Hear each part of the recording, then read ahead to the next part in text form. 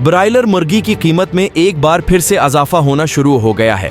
लाहौर में परचौन सतह पर फी किलो ब्रायलर गोश्त की कीमत 32 रुपए इजाफे से 475 रुपए पर पहुंच गई है।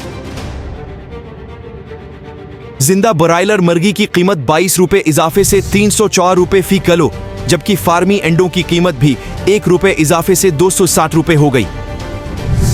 वाजिह रहे कि गुज़िश्ता रोज ब्रायलर मुर्गी का गोश्त फी किलो 420 रुपए तक था, जबकि उससे एक रोज कबल यही कीमत 400 रुपए थी। इस तरह सिर्फ 2 दिनों में ब्रायलर मुर्गी का गोश्त 50 रुपए तक महंगा हो गया है।